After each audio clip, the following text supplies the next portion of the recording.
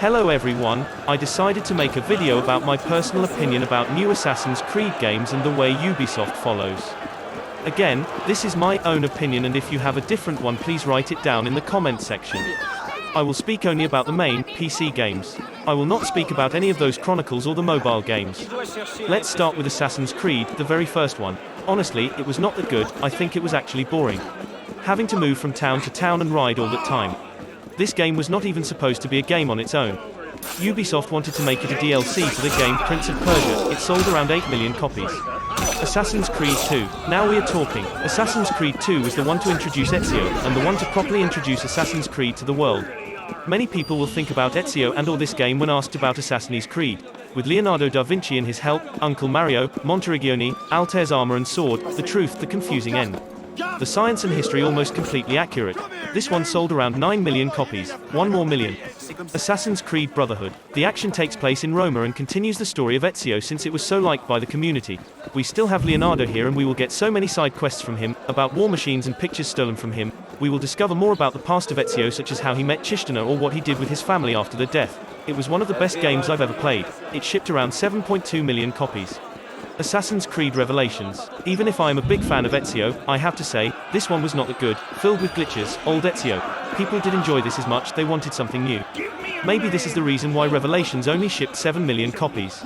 Assassin's Creed 3. Ubisoft saw the community isn't as happy with Ezio as they used to be, so they came with something new. Assassin's Creed 3 is the final game to have Desmond Miles as its present-day protagonist, and it introduced us to Connor Kenway, also known as Ratternake. Sorry if the machine pronounces it wrong. It also adds the ability to climb trees, drive a boat, but just for some missions. It sold 12 million copies, 3 more million than Assassin's Creed 2.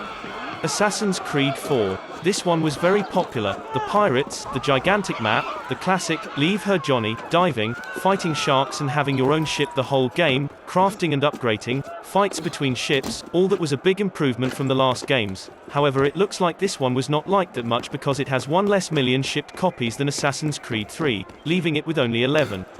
Assassin's Creed Rogue and Unity. Rogue was like Black Flag, but for the first time, we play as a Templar for the whole game. Shade is that because he thinks the assassins were guilty for a past earthquake that killed a lot of people. The ending of this game is the beginning of Unity. This is my favorite Assassin's Creed even today. I can't stop playing it. Just imagine we get a whole another half of the game for free in Dead Kings. Elise, the sad life Arno had. This game is based on poor Arno's suffering. Again, we have a lot of things to do and a great multiplayer.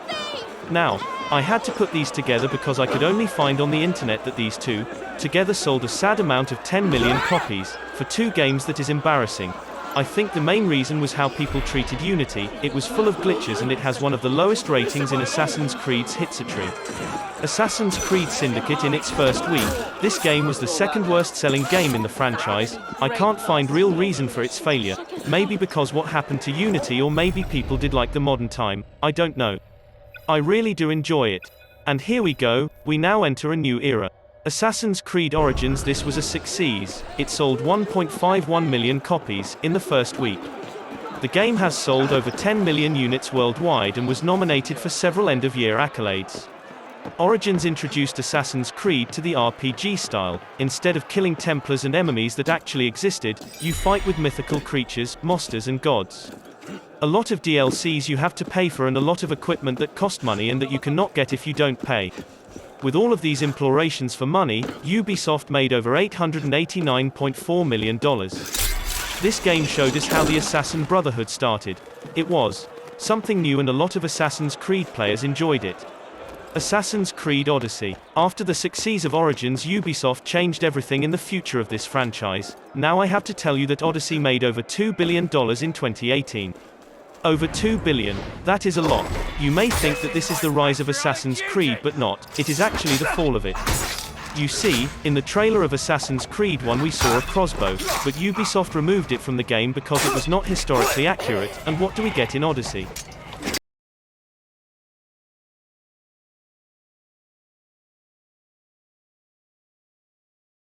And women at the Olympic Games.